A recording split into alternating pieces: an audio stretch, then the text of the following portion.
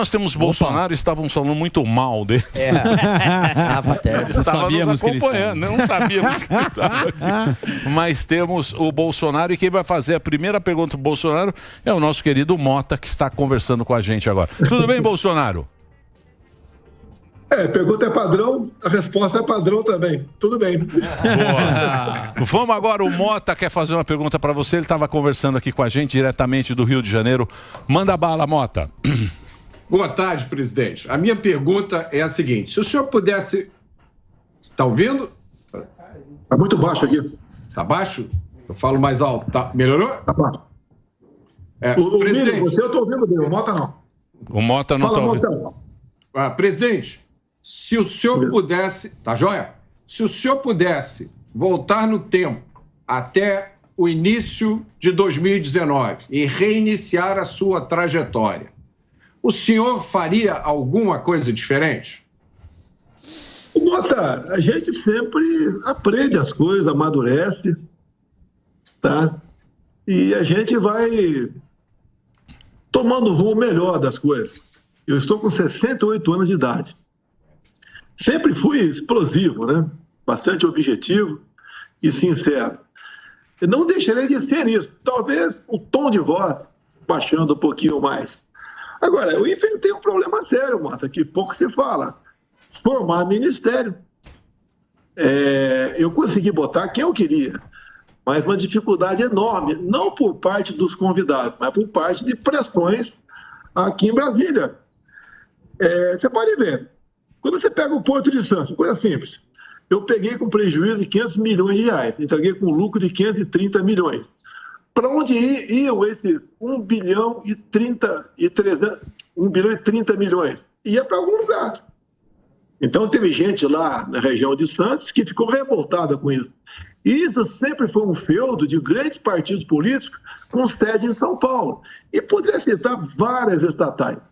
Então, esses problemas potencializam no outro lado da linha. O cara que perdeu essa tetinha de 1 bilhão e pouco por ano, o que ele puder me queimar, ele queima. Então, eu poderia falar de vários estatais para você, como é que foi a questão de bancos oficiais, como começou o namoro com Paulo Guedes, como é que apareceu o Tarcísio, a Damares, a Tereza Cristina. Então, isso daí leva na frente, né? O pessoal fala, o Bolsonaro, ele perdeu para ele mesmo. Se ele tivesse esse tipo de comportamento, não teria acontecido aquilo lá na frente. Agora, nós sabemos que, ao longo desse tempo todo, eu era o tempo todo acusado de querer dar um golpe, e um pessoal, uma nata de Brasília, que não é apenas nata política, né, nata de outros poderes, se uniu para me tirar da presidência. Porque o que eu estava fazendo, apesar da pandemia, apesar da guerra lá fora, da crise hídrica de 21, os números do Brasil, eu entreguei muitos melhores do que eu recebi lá em janeiro de 2019. Boa. Tá certo. Presidente, a gente sabe que é muito difícil andar as coisas, as reformas, e eu queria perguntar, qual foi a sua maior frustração? Porque teve tentativa de fazer reforma política, o próprio Paulo Guedes queria juntar os municípios, teve também a tentativa de fazer reforma tributária. Vocês fizeram reformas importantes, como a da Previdência, concluíram da Previdência, mas teve alguma frustração grande, assim, que você falou, poxa, essa eu achava que sairia, assim, e acabou não dando certo? Olha, eu entregava os ministérios de porteira fechada para o ministro e falava, olha, qualquer problema é contigo, eu não vou pedir para botar ninguém aí. Uma exceção, por exemplo, pedir para a Tereza Cristina para botar o Jorge Seif lá na Secretaria da Pesca. Raríssimas exceções, tá? Então, mesmo assim, aprovamos vários marcos regulatórios, entre eles o saneamento. O modal ferroviário nós ressuscitamos, tá? Veio a BR do Mar, muita coisa veio, né? A lei da liberdade econômica. A cabotagem lá, A cabotagem. Nós somos o segundo país mais digital do mundo. Foi feito com a equipe lá do Paulo Guedes, graças à liberdade que eu dei para o pessoal trabalhar. eu falava, né, vocês podem botar quem quiser e eu tenho o poder de veto, como aconteceu em alguns momentos. Eu chamava o ministro, olha, esse cara aqui não vai dar certo por causa disso. Até porque os ministros eram muito técnicos, não tinham malícia política nenhuma. Eles chegavam um picaretaço ali, né, com 2 palmos de lã nas costas, uma ovelha, e querendo compor o nosso ministério. Olha, nosso ministério não dá para compor. Ou não bota esse cara, ou se tinha botado, tira. Então, esse foi a nossa relação com o ministro, que eu não faria diferente, velho. Talvez os ministros palacianos, aqueles 4 que tem lá na presidência do lado, eu botasse um perfil mais político, como, por exemplo, o Ciro Nogueira, né? Veio mais tarde no governo, mas fez um trabalho de relacionamento com o parlamento que não é fácil.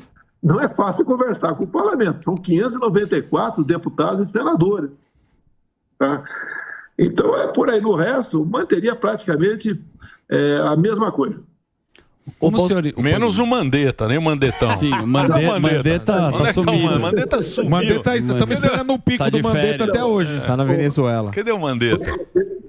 Emílio, esse pessoal que caiu cedo do cavalo, que tinha pretensão de ser candidato. O Mandetta passou a ser aquele garoto propaganda daquela grande rede de televisão.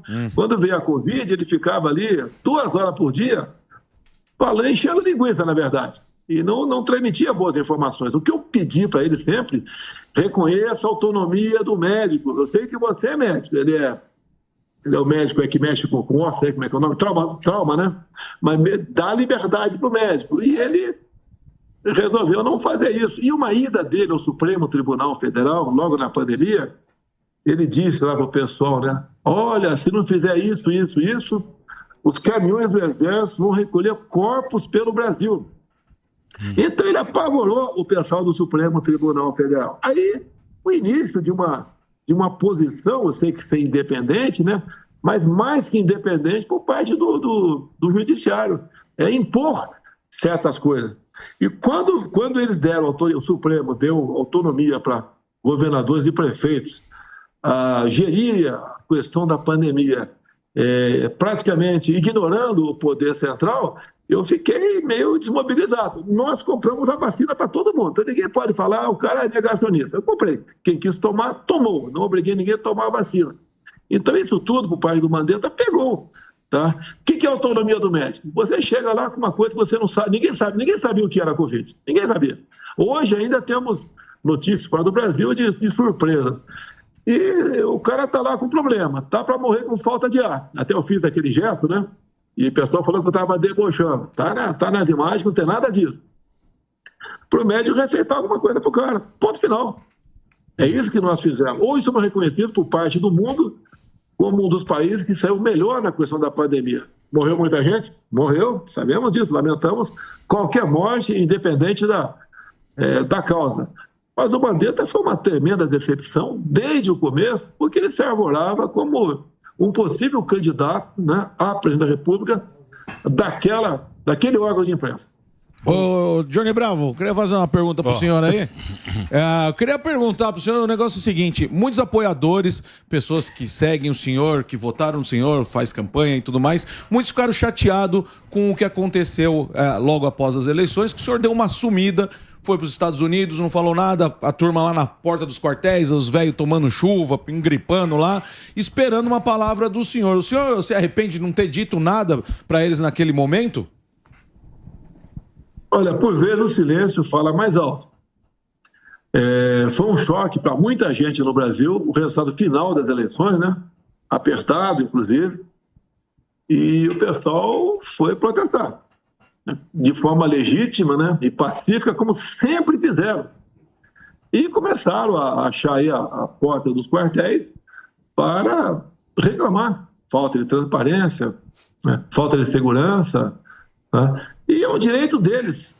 Você pode protestar de forma pacífica onde for possível, né? De acordo com as leis, e eles fizeram isso aí. Eu me recolhi.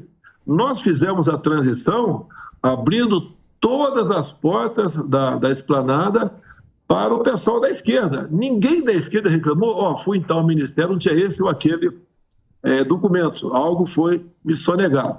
E eu acho que por 2 vezes apenas, ou 3, eu falei.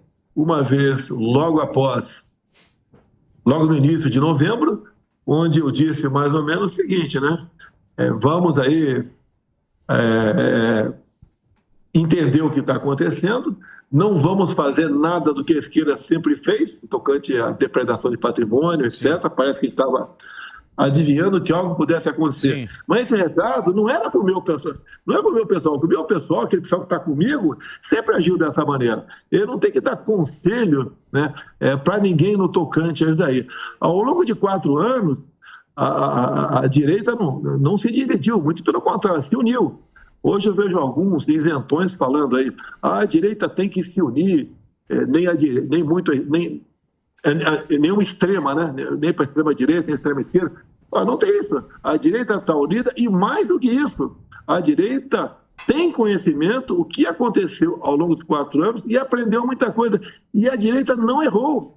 Esse pessoal do 8 de janeiro, tá? Quem fez aquele quebra-quebra não foi o nosso pessoal. Sim. Você pode ver, o próprio ministro da Defesa, o senhor José Múcio, falou que não houve uma figura central no 8 de janeiro, e também quem fez a baderna, o quebra-quebra, não foi aquele pessoal que estava acampado. Palavras do próprio ministro da Defesa, José Múcio. E você vê a dificuldade que o pessoal está tendo no parlamento, que é o nosso pessoal, né, que passou a ser minoria, de uma CPI, apesar da CPI ser uma arma da minoria, o instrumento da minoria, a maioria que está tomando conta é mais pró-governo, e já tem dificuldade. Tivemos muita sorte quando houve aquela divulgação das imagens do general G. Dias, de forma pacífica, né, passeando no meio daqueles que estavam depredando prédios públicos. Vimos aquela imagem também daquele fotógrafo da Reuters chutando uma porta que já estava aberta e depois se confraternizando com aquele meliante lá. Agora, isso tudo apareceu sem querer. Ninguém esperava que aquelas imagens fossem aparecer. Que as primeiras imagens que apareceram foi daquele cara quebrando um relógio lá atrás. Sim. Onde tivemos informes, né, que para o governo de plantão aí estava excelente aquelas imagens, porque o cara estava com a camiseta minha. E depois, na segunda imagem que veio o ar pela CNN, começou a mudar de figura esse quadro de 8 de janeiro. Que sempre tem que perguntar, né? O que aconteceu? Quem ganhou com isso? Eu não ganhei nada com isso. A direita não ganhou absolutamente nada com isso. Quem ganhou, então? Não a esquerda. Estava no dia seguinte o Lula, quem diria, né? O Lula posando de grande democrata. Está vendo agora, com o passar do tempo, quem o Lula é. E vale a pena aqui, eu até anotei, né? Eu sempre dou uma olhada no efemérides. Hoje, 2 de julho, hoje? 3. Hoje é 3. Não, tudo bem. Foi no dia de ontem, 2 de julho. A libertação da senadora colombiana Ingrid Betancourt, que foi sequestrada pelas Farc. E as Farc, juntamente com Lula e Fidel Castro, fundaram o Foro de São Paulo em 1990. A Farc... os companheiros. O foro tava os companheiros, né? Boa. Você não foi lá no foro? Você não tava no foro, O Bolsonaro? foro tá fraco. Tá que nem o... Não tem audiência, o Não foro. tem. Tá que nem a live do Lula. Tá igual a live. Tá igual a live do Lula, também não dá. Tá desanimada. Sem grandes eventos. Agora, é um negócio... isso aí é esquisito, né? Porque, pô, a gente torce, né, para que essa CPMI... Que a gente saiba realmente... Esclareça o que aconteceu ali, né, Bolsonaro? E eu acho que isso sempre vai para uma novela, o cara joga para cá, joga para lá, acaba virando meio político... A gente acho que nunca vai saber realmente o que aconteceu ali. É igual a CPMI da Covid. Qual é um dos fatos mais importantes? É o tal de Carlos Gabas, que foi cogitado lá atrás, no governo Dilma, para ser ministro da Defesa. Quando aparece aquele desvio de 50 milhões de reais, de grana que foi ali que não foi para a Bahia, né? Foi para o Nordeste. Foi criado o consórcio do Nordeste lá para comprar respiradores e o pessoal desvia. Manda até 5 milhões para Araraquara, aqui em São Paulo. Não tinha nada a ver com a questão lá daquele grupo lá do Nordeste. Ou seja, vimos, com toda certeza, né?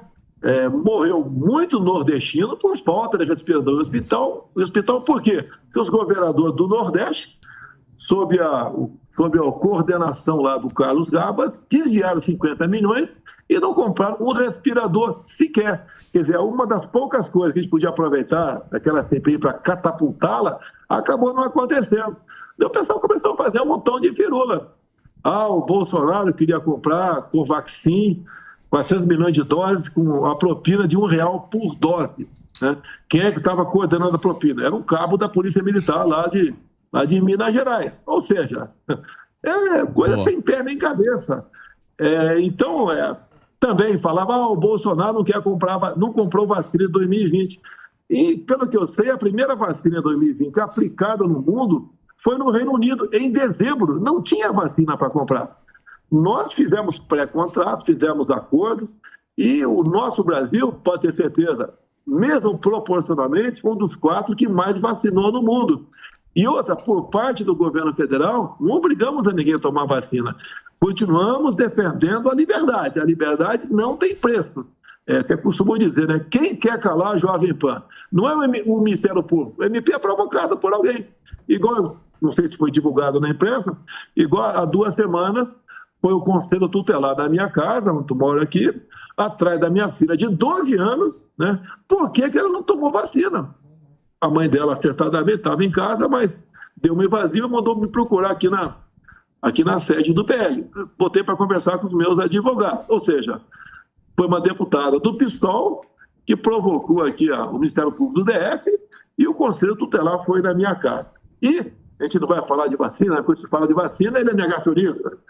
Quando se fala em urna eletrônica, ele é antidemocrata, né? Se você fala, por exemplo, naquele PL da censura na Câmara, também. Você é a favor da balbúrdia, você é a favor de que matem crianças em sala de aula. O Brasil está um pouco de cabeça para baixo no tocante a isso. Eu podia estar calado agora, né? Porque agora, com todo respeito, nem mané eu sou, né? Porque eu perdi direitos políticos. Sim. Vocês, mané aí, da Jovem Pan, pode votar. Desculpa a maneira de falar com vocês, tá? Mas você pode até votar. Eu nem mané sou. Boa. Eu não posso votar por um julgamento completamente sem pé nem cabeça, que se for possível, a gente conversa sobre ele. Boa. Chegou o momento, Bolsonaro, de você abrir o seu coração, tanto tempo que você dá entrevista aqui, e aí você citou que você tem a bala de prata. Porém, você não vai dar a bala de prata para o resto da imprensa. Você vai abrir agora o seu coração e falar qual seria esta bala de prata. Seria a Michele Bolsonaro com a Tereza Cristina? Seria o Zema ou o Tarcísio? Porque você falou que é o JB, que é o Johnny Bravo. Você continua aí, mas a turma quer saber para onde a banda vai tocar de Jair Messias Bolsonaro. Que turma, hein, Bolsonaro? Que turma que você inventou, hein? Que turma que você inventou. Hã? Que turma. E aí, Bolsonelson? Olha, a cantada não foi o suficiente para te responder, tá? Tá faltando um pouco de saliva aí. Eu vou fazer com mais melzinho. Não é justo aí, eu tô na UTI, eu não morri ainda. Alguém já vai querer dividir o meu espólio, tá certo? Agora, o que eu vejo aqui, nomes nacional, né? Não tem um nome ainda com conhecimento do Brasil todo para fazer o que eu fiz ao longo desses 4 anos. Nós ajudamos a surgir certas lideranças. Você vê o Tarcísio de São Paulo. Ele é fluminense, né? Carioca, na verdade, torcedor do Flamengo e governador de São Paulo. O Zema não se elegeu eu apoiando o Zema. O Zema teve o seu trabalho lá, um pouco o pessoal se voltou a ele contra o PT, dada a onda contra o PT que surgiu graças a nosso aparecimento. Outros nomes, bons nomes, apareceram, mas não tem ainda esse carimbo, né, para falar para o Brasil todo, estamos juntos para 2026. Eu espero um pouco mais. Vão aparecer aqueles precoces, né, que vão, como já apareceu aí um precoce, falando que, olha, nem a direita nem a esquerda, vamos para o centro, vamos unir todo mundo. Eu vou para uma passagem bíblica, né? Seja frio ou seja quente, não seja morno. O momento que o Brasil vive não é você dar pancada, mas você tem que ter posição. Não pode ser aquele eterno vacile, não. Vamos agradar todo mundo. Isso não vai dar certo. Mas que momento o senhor vai anunciar, presidente? Porque assim, muita gente fica nessa esperança. Não, que nem o senhor disse, ainda não morri. Opa, vou guardar meu título então, posso votar nele. Mas que momento o senhor vai anunciar? Ó, estou fora e a partir de agora vai ser este candidato? Olha, eu não vou dar conselho para ninguém. Eu aprendi desde cedo que mais importante do que você ter uma informação é saber como utilizá-la. Acontece muito no meio político aqui. O deputado ouve uma historinha no canto, vai lá para um lugar qualquer e liga para a imprensa. Olha, isso não é salutar. Essa questão é muito grave. A gente está falando sobre o futuro, não é o meu futuro, que eu posso amanhã estar infartado aí, tá? Está completamente fora de combate. Mas é o futuro do nosso Brasil. O que eu conheci muito cedo que é a luta armada. Em 1970, eu estava lá em Eldorado Paulista, né, onde passou lá o bando do Lamarca. E um tiroteio na praça, feriu 6 policiais da Força Pública daquela época, feriu uma senhora também com um tiro na coxa. Depois ele fugiu numa estrada vicinal paralela à Régis Bittencourt, né, que une ali São Paulo e Curitiba, fez de refém um tenente Alberto Mendes Júnior. 2 seguidos depois, matou a coronhada, esse tenente, e depois ele fugiu e foi morto lá na Bahia. Então, eu conheci muito cedo o que é o Exército Brasileiro naquela época, o que é a luta armada, o que eles se propunham. Eu lembro na cidade, né, de vez em quando chegava gente do vilarejo, né, do bairro chamado Barra do Braço, porque a fazenda Palmital era naquela região e pertenceu ao distrito de Eldorado. E lá eles comentavam na época, olha, o Lamarca, um cara tão bom, ele pagava R$200 a galinha pra gente. Eu estou atualizando o preço. Tá? Então esse é o tipo de trabalho que eles faziam. Mas como ele chegou lá? Né? Quem era o Lamarca? Contra o que ele lutava? O que ele queria impor no Brasil? Como é que pode alguém saído da Academia das Agulhas Negras ter esse tipo de comportamento? Então, ali eu fui conhecendo o que é o Exército Brasileiro. Depois eu prestei concurso para preparatório de cadeias do Exército. Quando cheguei em Campinas, eu vi que tinha prestado o concurso para o local errado, né, porque já tinha o 2º grau, o científico. Daí, no final daquele ano, prestei concurso para a academia em Resende. Fui aprovado, um concurso nacional para 38 vagas. Fui aprovado, depois fui servir no Rio e depois a grande experiência da minha vida. Como 2º tenente do Exército, eu fui servir em Niuaque, Mato Grosso do Sul, é tida como uma unidade de fronteira. E naquele tempo, quem ia para a fronteira é quem estava devendo alguma coisa. Eu lembro quando cheguei em Niuaque, os mais antigos que tinham lá, o linguajar foi mais ou menos o seguinte: ô tenente, que besteira você fez no Rio para estar aqui? Eu não fiz besteira nenhuma, quis ir para lá. E ali eu aprendi com aquele pessoal mais antigo, que alguns tinham errado, ou estavam pagando pelo excesso de buscar fazer a coisa certa também, conheci ter uma vivência melhor de Brasil. Por exemplo, olha uma coisa aqui, né? O meu filho mais velho, Flávio, nasceu no dia 30 de abril de 81. Que data é esta? É a data da bomba do Rio Centro. Eu estava lá em Niuaque. E naquele episódio, no meu caso, discutir aqui, tinha um tenente do Exército que é de nome Jair, que estava naquele episódio. Bem, onde começou a aparecer meu nome sem ter culpa de nada por aí. Tá? Mas a grande experiência de Niuaque me faz, hoje em dia, admirar aquele estado, deixei bons amigos lá. O meu primeiro suplente de senadora, Tereza Cristina, é o Portela. Ele foi meu soldado recruta em 79, lá em 80, melhor dizendo, lá em Niuaque.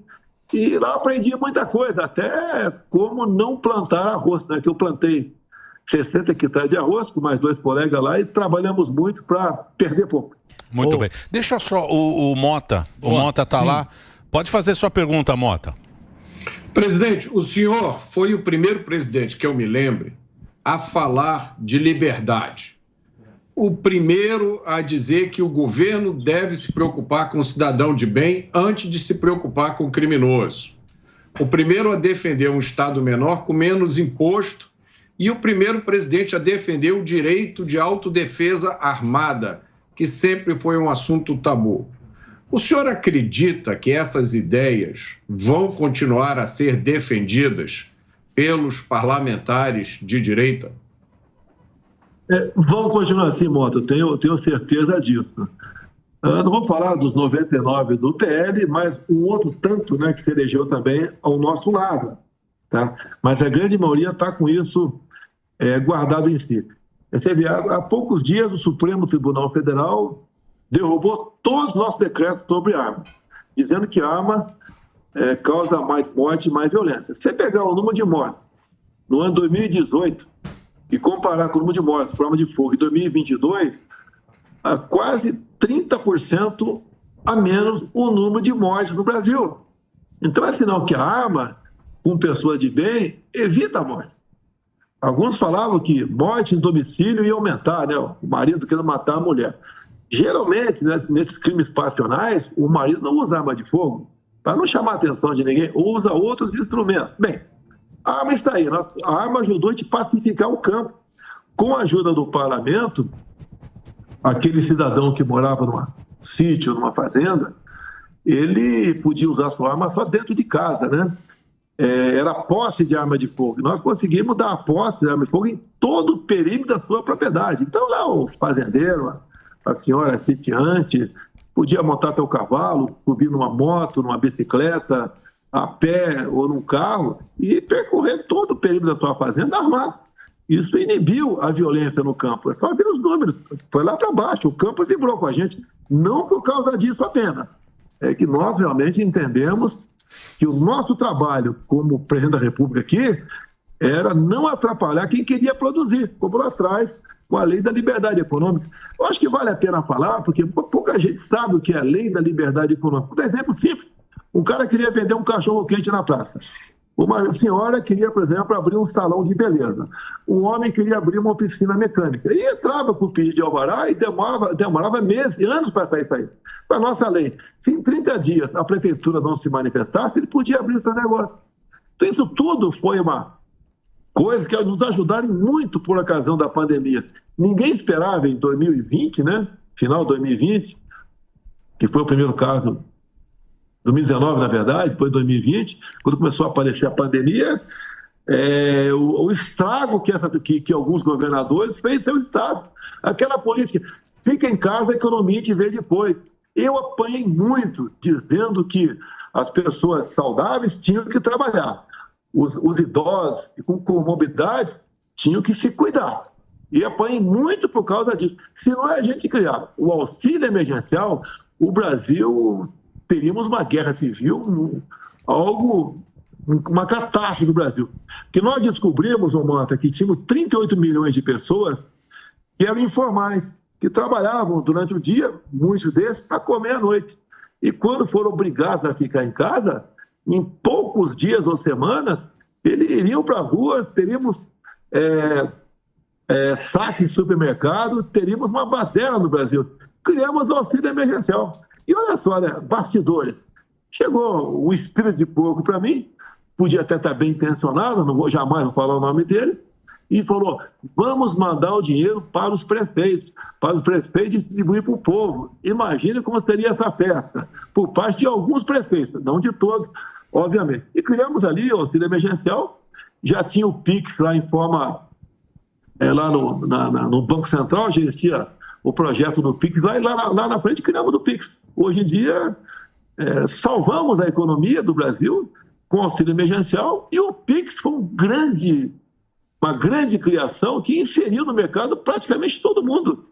Hoje em dia, o que mais se fala é PIX por aí. Quem nunca tinha entrado num banco, algumas dezenas de milhões de pessoas, fizeram abrir sua conta e passaram a operar com essa nossa máquina de mexer com a economia, que alguns países do mundo querem esse PIX para lá. Eu não sou agora, eu que estou tratando desse assunto, obviamente, né? Mas se querem é porque a questão é boa. E olha só, agora vamos lá. Durante o debate eu falei lá atrás que o outro lado ia taxar o PIX. O PIX hoje, a última informação que eu tive, né, de alguns meses atrás, movimenta R$1 trilhão por mês. Imagine quanto esse governo agora quer nesse novo imposto digital, que é uma CPMF camuflada, quer meter a mão no bolso do povo e vai meter na mão no bolso, inclusive, daquele pobre coitado que vende água no sinal de trânsito. Bolsonaro. Companheirada, né, Bolsonaro? A companheirada. Companheirada gosta do emprego bom, carreta furacão. Vai ter que pagar, Bolsonaro. Você também vai ter que pagar esse imposto aí, ó. É breakzinho só para rede. Aliás, uma grande audiência. Sim. Deixa eu só fazer um break rapidinho para nossa rede de rádio. Estamos conversando aqui com o Jair Messias Bolsonaro no @Jair Messias Bolsonaro no Instagram dele, ex-presidente Bolsonaro nas redes conversando com a gente. Vai lá, Reginaldinho. Ô, Bolsonaro. Pois não, professor. Hoje você publicou um artigo que no Twitter que a Dilma convidou embaixadores estrangeiros para um evento em seu apoio. Está publicado. A revista Oeste já também replicou.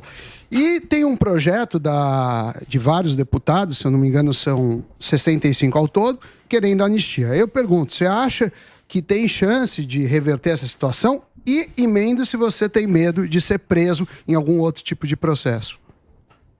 Começando pelo final, preso por quê? Só se for na parte da arbitrariedade. Sim. O que não é novidade aqui no Brasil. Nós temos umas 300 pessoas presas no momento. Eu tenho 3 pessoas ligadas diretamente à minha empresa. É o Coronel Cid, é o Capitão Cordeiro e o Sargento Max. Não cabe prisão preventiva para esse. Tanto é que na época da prisão lá desses 3 auxiliares meus, o Ministério Público foi contrário à prisão. E agora, semana retrasada, o MP foi favorável à liberdade dele. E o Alexandre Moraes, de forma como ele decide tudo lá, resolveu não, vai ficar mais um tempo de molho aí, porque, segundo o despacho lá, eles poderiam combinar com depoimento. Então, a arbitrariedade não nos falta. Como o caso aqui do 8 de janeiro, onde bateu-se um recorde, né? Mais de mil pessoas presas no mesmo dia. E atualmente temos quanto eles quiseram, não. E agora está naquela história. Vamos pegar os financiadores do ato. Oh, meu Deus do céu, que financiador? O próprio, repetindo aqui, o ministro da Defesa, José Moço, disse: quem fez o ato de vandalismo não foi o nosso pessoal, que nunca tocou fogo numa lata de lixo, nunca quebrou uma vidraça ao longo desses, não digo 4 anos, desde 2013, quando a direita ia para a rua, o comportamento era simplesmente exemplar. Tanto é que os Black Rock lá acabaram até se infiltrando, e com o tempo eles ficaram de fora desse movimento, que viu que não tinha espaço para eles. Tá? Então você perguntou a questão de prisão. Prisão por quê? Quem queria dar um golpe? Que golpe é esse? Num domingo, meu Deus do céu. Um golpe tem um objetivo, tem conspiração, tem a sociedade envolvida, tem Forças Armadas, tem tudo envolvido. O que tinha envolvido nesse 8 de janeiro? Nada. E aquela velha pergunta, né? Quem ganhou e quem perdeu com isso? Perdeu a nossa direita. Mas graças ao conhecimento deles, tá? Se mantendo unidos, se informando, nós fomos ganhando força. Tive há poucas semanas, encontrei com um homem lá no meu condomínio, de uns 40 anos de idade, e falou que estava cuidando dos filhos sozinho. Eu perguntei, ficou viúva? Não, minha esposa está presa desde 9 de janeiro. E assim tem vovôs, tio, chefe de família. Aí se fala em democracia no Brasil, pelo amor de Deus. Pelo amor de Deus. Não é democracia nem aqui, nem na China, né? Na China. Mas tudo bem, vai enfrentando esses problemas, serve isso tudo como uma vacina, né? Para todos nós, porque o que está em jogo? Não sou eu, não são vocês aí da Jovem Pan que estão me entrevistando agora. É o futuro do nosso país. E tem certas coisas que depois que você ultrapassa aquela linha, você não volta mais. O Lula agora, ele bate no peito, né? Tenho muito orgulho de ser comunista. Tá? Nós sempre, historicamente, combatemos a família, os valores. Faltou ele falar a propriedade privada, que é uma grande verdade, que ele nunca teve qualquer amor ou respeito com a propriedade privada. Essa minha passagem nos Estados Unidos, o que serviu? Primeiro que eu não conhecia com profundidade um país como aquele, né? 3 meses conhecendo aquele país. Cheguei lá em janeiro, conversei com um montão de gente, tá? E até com banqueiros, né? Um brasileiro lá, me dizendo, nunca vi tanto dinheiro vindo do Brasil para cá. Nunca o mercado imobiliário esteve tão aquecido aqui na Flórida como depois do segundo turno das eleições do ano passado. O povo está com medo. E as ditaduras, né? A ditadura light agora, aquela democrática que a gente viu aí, algumas pessoas discutindo sem o devido respeito e profundidade, começa assim. Quando vê, você está amarrado, você não consegue fugir mais dela. E o Brasil, infelizmente, está nesse caminho. Os números da economia, ainda os poucos bons no momento, é no reflexo do nosso governo do ano passado. Entregamos um Brasil com superávit. O cara, quando assume, arromba os cofres de quase 200 bilhões de reais para o seu pacote da bondade. Eu tive há poucos dias uma pessoa aí, estava embarcando em São Paulo para cá, ele já tinha conversado comigo, não me lembrava, representa os brinquedos do Brasil. Ele falou, nós já fechamos 8 mil vagas do Brasil só de brinquedo. E assim está caminhando o Brasil ladeira abaixo. O próprio dados do CAGED, né, que é aquele emprego e desemprego no Brasil, o último divulgado foi 44% menor do que o mesmo período do ano passado. Ou seja, o pessoal puxa o freio de mão e não investe mais. Propina, já se ouviu falar propina aqui na Esplanada, não se ouvia falar isso aqui. Olha o perfil dos atuais ministros. Olha o perfil dos meus ministros. A diferença enorme que existe entre eles. Turma não quero ruim. chamar todo mundo de propineiro, picanheiro não, tá? Mas, de muitos, a conversa é só na base de... O que tem pra gente aí? A turma é ruim. O melhor é o Jaiminho. Mauro Jaiminho é o craque. Mauro Shampoo. O Mauro Shampoo. É o craque do pior time do mundo. O craque do Ibis, né? Sim, Mauro Shampoo. O Mauro Shampoo é o craque. O você craque é o Jaiminho. Pra você ver. Ô, Bolsonaro, a questão que a gente tava falando aqui, você tava falando que foi chamado de antidemocrático e tudo mais, a gente sabe os adjetivos pela esquerda, mas o fato é que a propaganda deles acabam pegando. Como é que fazer algo contra esse tipo de propaganda, que o senhor é antidemocrático, já foi nazista, homofóbico, misógino, para também os outros, os futuros apoiadores seus, esse rótulo, ele vai colar? Como faz para desfazer essa propaganda? Porque aí o senhor fica tão perigoso que aí é melhor você ser tirado do jogo, porque assim fica melhor para a democracia.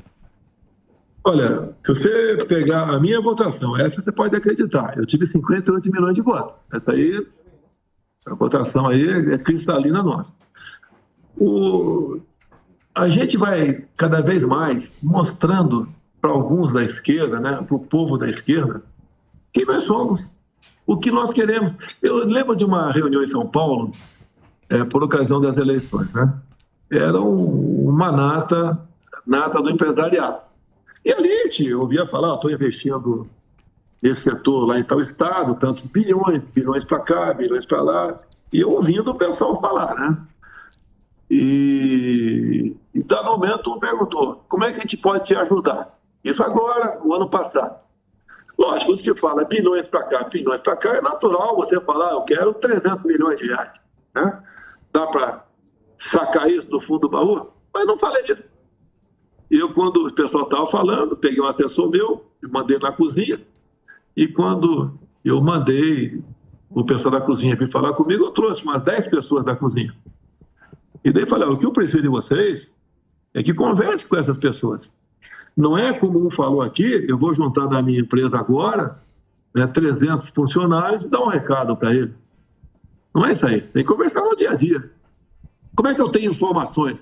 Você lembra daquela reunião dita secreta, né? Que eu divulguei porque falavam ali que ali estava a prova que eu interferia na APF. Não tinha nada daquilo. E ali tiveram 29 palavrões ali. E o que eu falei da inteligência? Lamentavelmente, as inteligências do Exército, da Marinha, da Aeronáutica, da Polícia Federal, da BIM, não serve para a gente. Não serve. Eles guardam inteligência para eles. Então, quando eu falei que eu tinha minha inteligência particular, não era minha particular contratada por ninguém. É gente que eu deixei de amizade ao longo do tempo, que eu ligava para essa pessoa, o que está pegando aí? Ou então, elas ligavam para mim, que a minha rede de zap aqui, lamentavelmente, meu telefone está com a Polícia Federal, né? Lamentavelmente. Não foram na minha casa atrás do cartão de vacina, foi para pegar meu telefone. Também o telefone do CID era bispilhotado. Desde 2021, questão de segredo de Estado, que ia ficar comigo e com os meus ajudantes de ordem, acabou vazando para outras pessoas. Não sei o que as outras pessoas fizeram com esses dados todos, mas nós enfrentamos tudo isso aí. Tá certo? E perdi o fio da meada um pouquinho aqui. O que eu tenho para falar para o pessoal que está nos ouvindo aí, que deve ter uma audiência muito, muito grande, e obrigado a vocês ali, é que nós estamos unidos, nós sabemos que tem que ser feito, nós vamos continuar lutando. Vou ser preso? Não, pelo amor de Deus. Qual a acusação?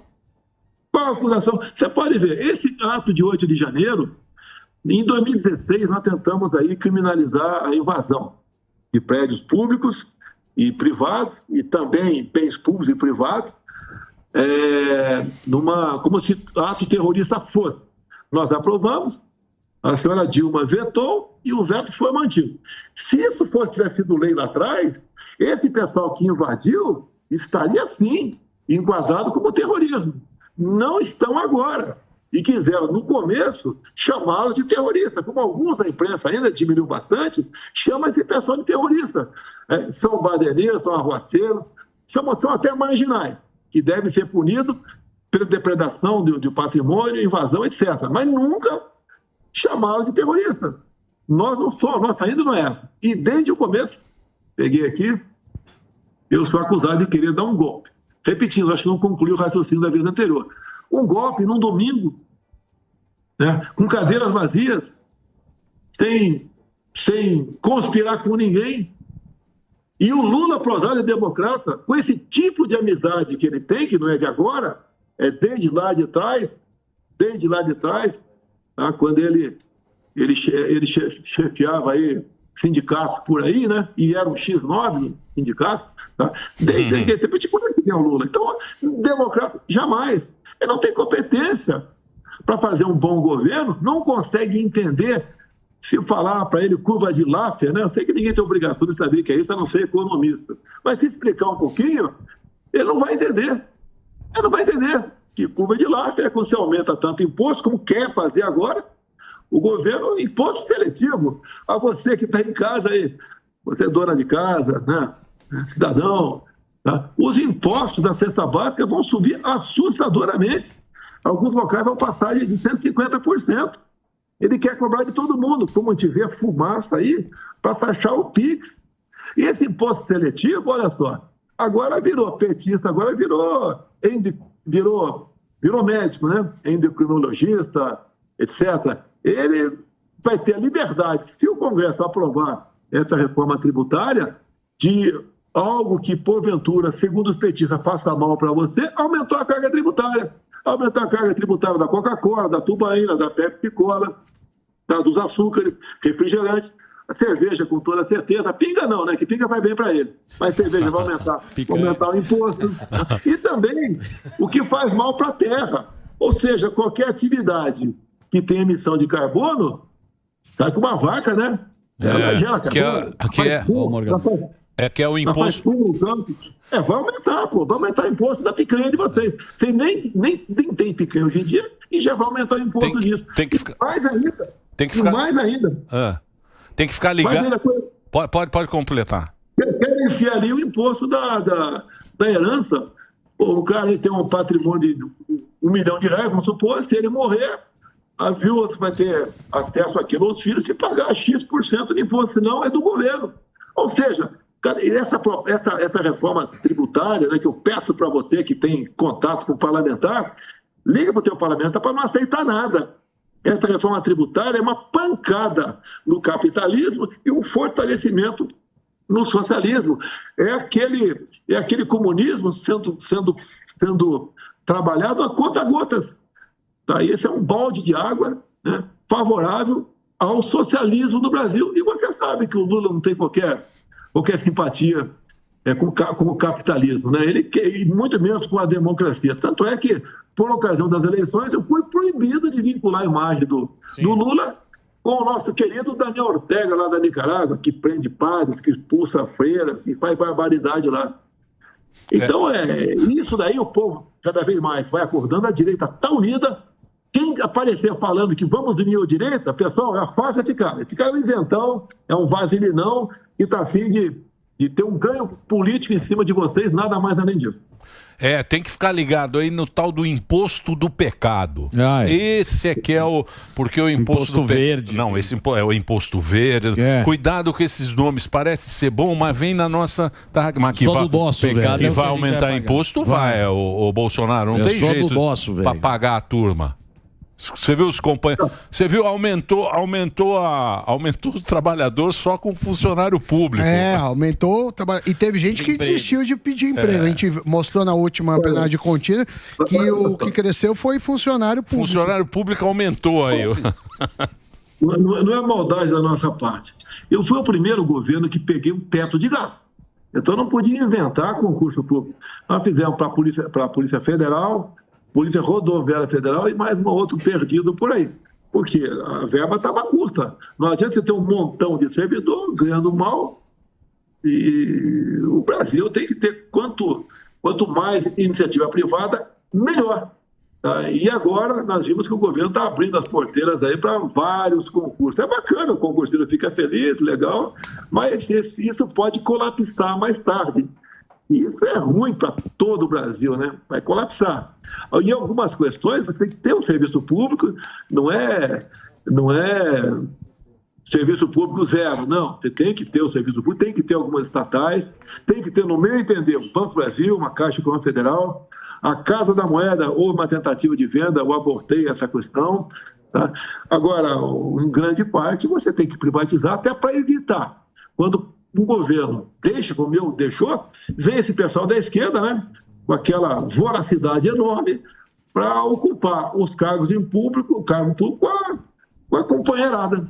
Você pode ver, até lá na nossa Apex, o cara indicado para a Apex, apesar do estatuto dizer que tem que falar fluentemente o inglês, botaram lá um ex-governador que não fala nem o português.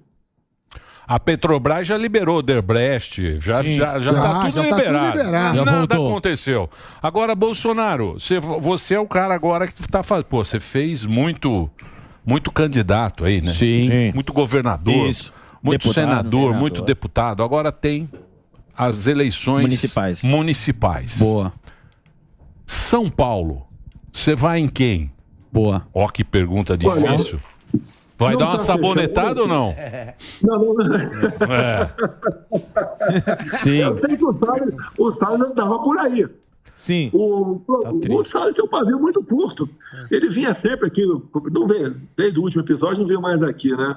O Salles eu vejo um cara com muita qualidade, eu vejo o Salles com muita qualidade. E eu falei para o Salles, a definição é em março do ano que vem, vai devagar. Que todo mundo que sai na frente, leva pancada. Além do previsto. Né? Eu lembro que teve uma reunião de uns 40 dias atrás, 50, em São Paulo, com os empresários. Estava o atual prefeito ali, e a reunião foi muito boa, né? Bastante bem à vontade. E, dado momento, um perguntou: você vai apoiar a reeleição aí, o Ricardo Nunes? O atual prefeito que está aí, né? Eu falei: vamos ter que tomar muita tubaína junto. Dei uma ensaboada. Agora, não deixei de falar que é possível conversar com o Ricardo Nunes. E mantive a porta aberta com o Salles. Agora o Salles foi para o tweet dele. Sim, tá bravo. Chutou a barraca, pau da barraca, quem estava fora da barraca, chutou todo mundo. E daí eu puxei meu freio de mão. Então, o que eu vejo em São Paulo? Tá? O Nunes aí, quem vai decidir não sou eu, né? Está no MDB. E nós combinamos aqui com o presidente do partido, entre outros. A gente conversa com a bancada antes, bate um papo com os deputados, senadores. Se a gente tiver um candidato nosso, com chance de ganhar, a gente vai com ele. Até o momento não apareceu, com todo o respeito que eu tenho ao Ricardo Salles. Tá? Não apareceu. Então, há uma tendência hoje em dia de ficar com o Ricardo Nunes. Essa é a tendência natural. Está batido o martelo? Não está batido o martelo. Até porque eu sempre digo, olha só, bom ter tomado conhecimento disso. Em algumas questões aqui, eu tenho conversado com o presidente do partido e eu falo que a adesão final é dele. Afinal de contas, eu sou apenas um presidente de honra aqui. Eu sei o meu lugar e sei o que é hierarquia, sei do meu tamanho também, alguns falam isso, eu tenho que se impor. Não vou me impor. Nós vamos tentar negociar um nome que eu acho que o pior que pode ocorrer para São Paulo esse invasor de domicílio aí chegar a ser prefeito. O que você achou do Datena junto com o Boulos naquela reunião lá? Você acompanhou ou não? Eu vi, né, pô? Pelo amor de Deus. Me ajuda aí, velho. Dispensa comentário. Tá de brincadeira. Guerreiro na tela aí, ó. Ô, Bolsonaro, você acha que os caras... Porque estão dizendo aí que essa eleição vai fazer muito direita, de prefeito, de vereador. Dá uma resposta. Diz que vai ser a resposta aí. Diz que o povo vai dar a resposta de tudo isso que aconteceu agora para a prefeitura. Mas normalmente, quando é eleição de prefeito, não tem muito isso, né? Não tem muito. A reforma tributária tira dinheiro dos Mas caras. diz que agora vai ser... Você acha que vai ser assim? Olha só, o local onde tem televisão, como São Paulo, o PL ajuda porque o nosso é o maior tempo de televisão.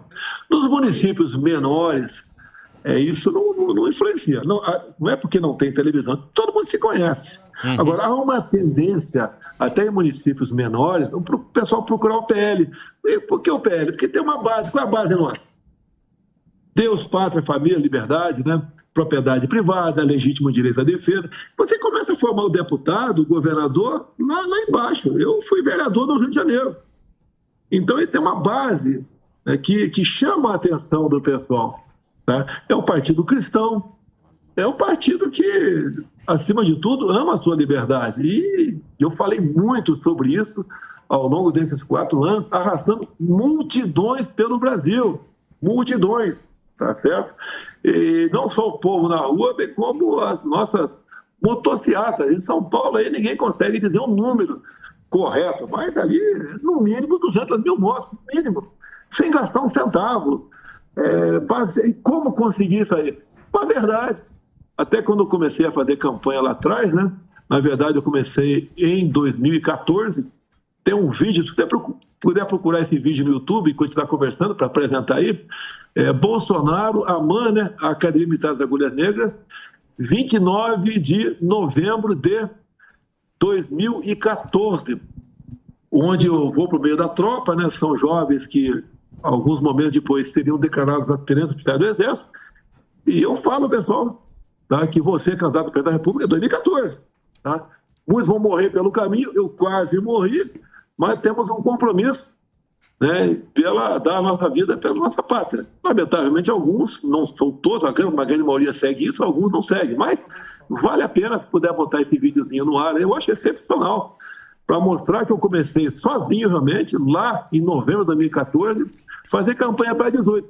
E quando o sistema viu que não tinha como me segurar mais, porque foi uma coisa espantosa o que acontecia em aeroporto, né? Aqui em Juiz de Fora, a praça toda cheia, no mínimo 50 mil pessoas ali. E a esquerda viu que estava difícil me segurar, foram para a facada. Contrataram um cara, com toda certeza, não tenho prova disso. Ele não é um lobo solitário, porque tentaram um álibi perfeito para ele aqui em Brasília. Estou em Brasília agora. Aqui em Brasília, uma pessoa entrando na Câmara com a identidade dele. E as investigações não foram para frente. Mandaram até 3 advogados, um no avião particular, para atender o Adélio. E esse que desembarcou com o avião particular declarou: isso que está fazendo aqui? Eu estou preocupado em o Adélio morrer na cadeia. Está de sacanagem, né? Então, tínhamos elementos para apurar o mandante do crime, tá? Mas a esquerda é muito forte. Em 2002, abafaram o Celso Daniel. Vendo a imagem ali. Outras mortes aconteceram, né? Que lamenta, é a vida, vamos em frente. Se Deus quiser, deixar o Brasil melhor para quem vier atrás de nós. Ô Bolsonaro, eu queria falar sobre a oposição no Congresso.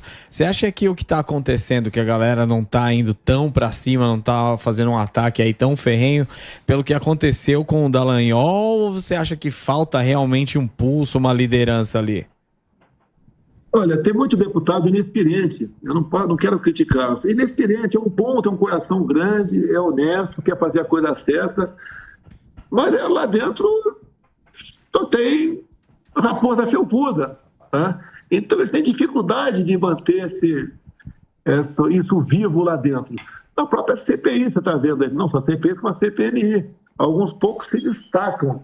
Mas acredito que, como nós estamos com a verdade do nosso lado, temos aquelas imagens, né, a segundo lote de imagens, que foi divulgada pela CNN.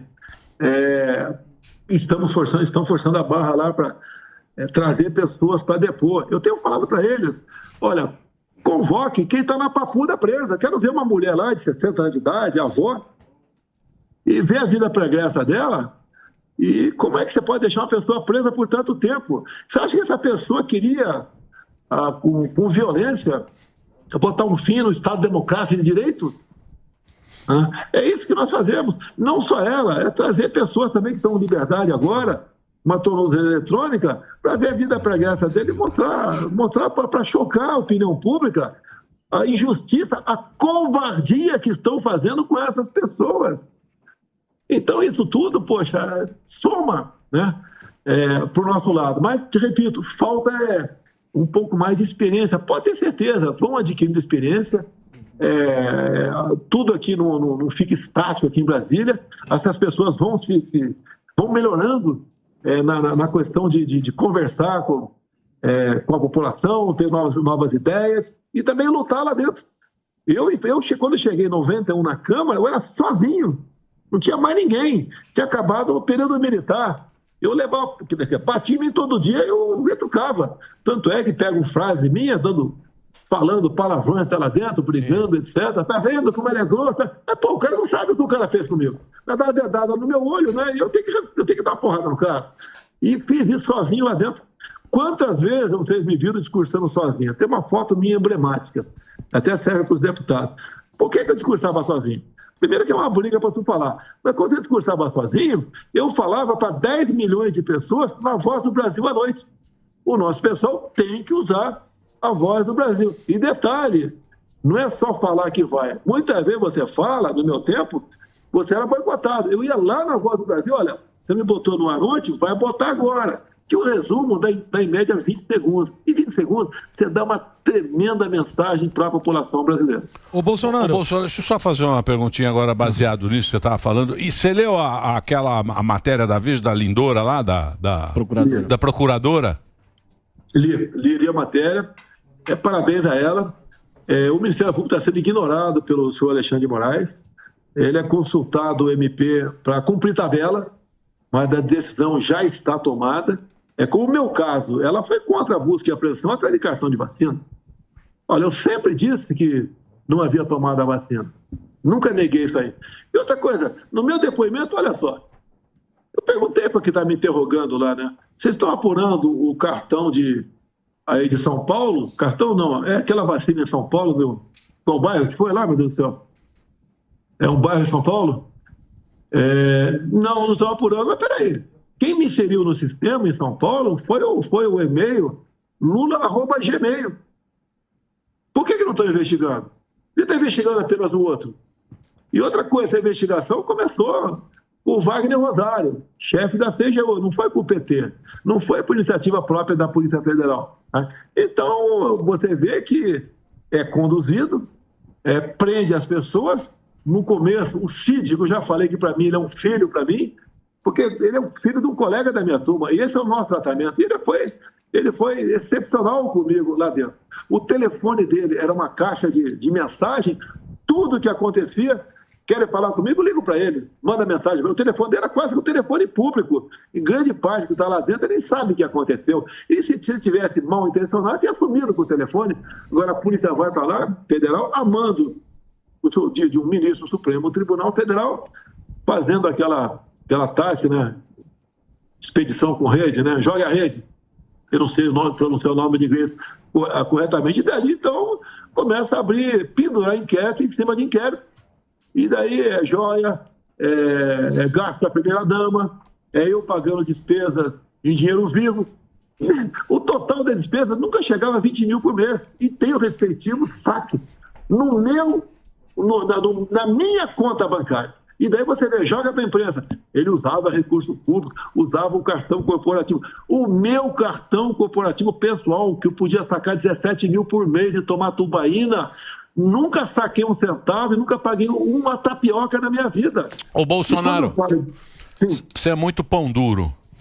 Podia liberar A gente viu aí no na Dirce. A gente viu aí no todo só tinha a Dirce. Sim. R$32 na Dirce aí o seu cartão. ainda pedia desconto. Tem que ser igual o Barba e a Janja. Tem que gastar à vontade. Senhora, você tem pergunta? Eu tenho uma pergunta aqui, ô Bolsonaro. A galera agora, depois desse toda essa questão aí da inegibilidade, tá falando assim, sem Lula não tem Bolsonaro, sem Bolsonaro não tem Lula. Eu queria saber do senhor se o senhor acha que a esquerda vai fazer, já está fazendo, inclusive com o Zema, que o Zema postou uma frase do Mussolini, a esquerda já está querendo demonizar ele, já que ele é um nome aí que está sendo ventilado talvez para 2026. Você acha que a esquerda precisa de um novo fascista, um genocida novo, assim como fizeram o senhor, não?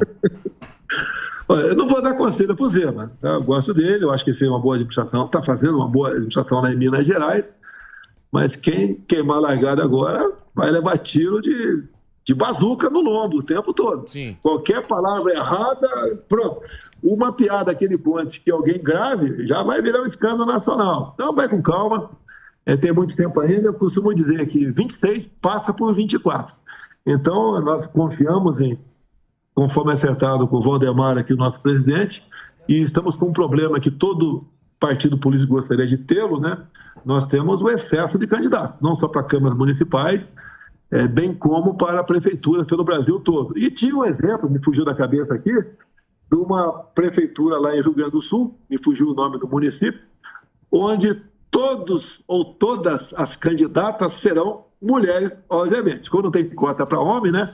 A prefeita, a vice-prefeita e toda a nominata de vereador serão completados por mulheres. E vejo uma participação muito grande na mulher na política, não por cota, mas por querer participar e achar que tem potencial para isso. Quem me traz essa informação é a dona Michele, que tem rodado o Brasil. Teve há pouco tempo em Cuiabá, depois teve em Ji-Paraná, lá no interior de Rondônia. As senhoritas, as mulheres estão bastante ativas nessa questão política. E eu tenho dito para o nosso pessoal, olha, tendo bons nomes, né, porque vem muita gente ali meio querer costear o alambrado, como dizia o Brizola lá atrás, né? Não vai dar certo. Então, nós estamos trabalhando nesse sentido.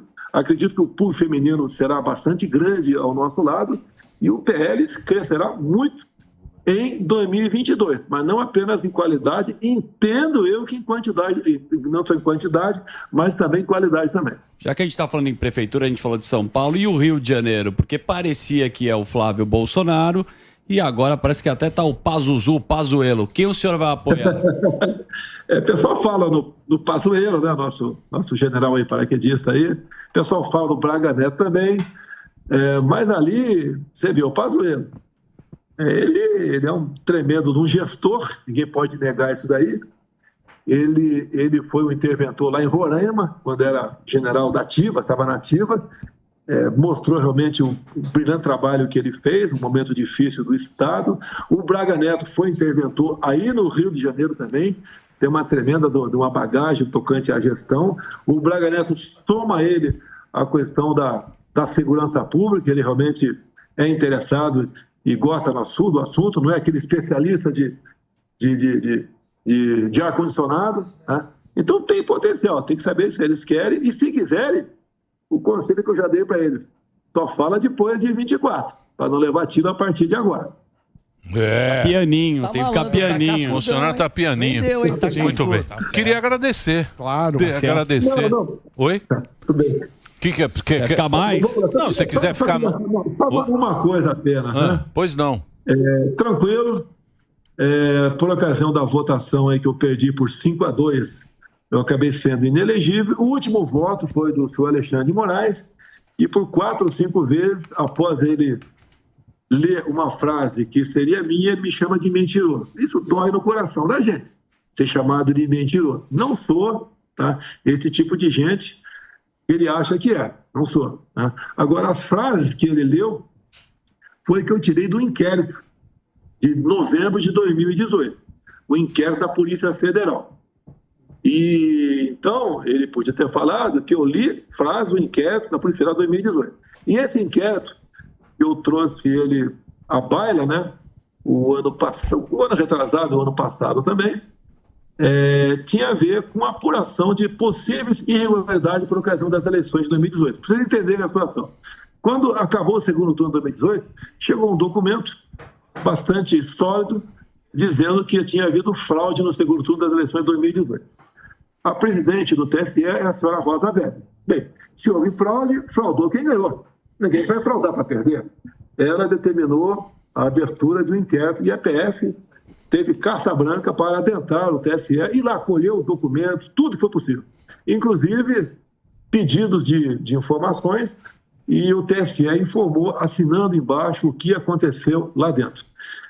E ao divulgar isso aí, na época o TSE falou que eu estava divulgando um documento confidencial. Isso sim é mentira, porque o próprio encarregado do inquérito, que entregou esse inquérito para o deputado Felipe Barro do Paraná, disse que não era sigiloso. Tá? E depois também a Corregedoria da APF também disse, como estava em jogo o nome do delegado que entregou o relatório, né, que entregou o inquérito, disse que não era confidencial. E assim mesmo, a Procuradoria da Câmara dos Deputados, que envolveu o deputado, também emitiu um parecer que aquele inquérito não era sigiloso, não tinha qualquer grau de sigilosidade aquele documento. Bem, depois que eu divulguei, daí sim ele passou a ser sigiloso. E é um inquérito que está para apurar possíveis irregularidades, o português mais caro, fraude, em 2018, que está aberto até hoje. Agora, se nada se tem a esconder no TSE, sem querer afrontar ninguém, até porque eu sou carta fora do baralho, eu pediria, não vou pedir para o senhor Alexandre de Moraes, porque não vai me atender, mas ele poderia tirar o sigilo desse inquérito, eu não revelei nada do que tinha lá dentro, agora até por respeito ao novo sigilo que existe lá dentro, ao novo não, o novo sigilo, no passado não era sigilo, para que todos vocês da imprensa tomem conhecimento do que está naquele inquérito. Eu digo a vocês, é algo realmente inacreditável, mas tudo que está lá, nada foi feito pela Polícia Federal. Foram informações que o próprio Tribunal Superior Eleitoral deu para a nossa Polícia Federal. E como dizem que a democracia não tem preço, né? Esse inquérito deveria se tornar público para que cada um formasse o juízo do que aconteceu nas eleições de 2018 e por que eu ganhei. E por que, obviamente, não concluiu rapidamente, né? Que eu seria o responsável por possível irregularidade por ocasião daquelas eleições. O Mota tem mais alguma pergunta? Tenho sim. Eu gostaria de fazer uma última pergunta. Presidente, tem gente que diz que para fortalecer a direita, nós precisamos ter vários partidos de direita, né? Que ter um partido só de direita é uma situação meio complicada. O ideal seria ter vários, uma frente ampla. Qual a sua opinião sobre isso? Olha, eu fiquei 28 anos dentro do parlamento. Então, sempre, né? O presidente de partido tinha interesse em inchar o seu partido, não interessa como, porque dali sai o fundo partidário. O PL cresceu uma massa lá atrás do PSL, o pessoal não soube trabalhar direito o PSL. Né? E com o PL agora, fui bem conversado com o Valdemar, e o Valdemar tem cumprido tudo que conversou comigo, e eu com ele também. A nossa ideia é fortalecer. Outros partidos, não digo partido no momento, mas tem deputados e outros partidos que pensam exatamente igual a nós, e gostaria de vir para o nosso partido. Não vem porque seria infidelidade partidária, ele poderia perder o seu mandato. Mas esses parlamentares estão pressionando, estão trabalhando dentro do partido, tem partido médio, partido pequeno também, para que tenha essa postura de bandeira, né, que seria o alicerce do partido, como eu disse para você, propriedade privada, legítimo direito à defesa, liberdade religiosa, armamento, livre comércio, é isso aí. Então, é bom aparecer mais, é bom, mas que não apareça certos partidos apenas de gogó. Nós vimos um partido aí que não era tão novo assim, né? Mas já estava apenas buscando aí simpatia e voto, e nada de compromisso.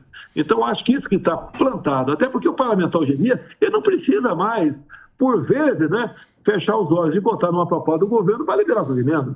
Um deputado federal tem quase 40 milhões por ano em emendas impositivas. Um senador, o dobro disso. Lá no passado, muitas vezes, o parlamentar era obrigado a se prostituir, tá? Votando coisa que ele não queria com o governo, para poder liberar suas emendas.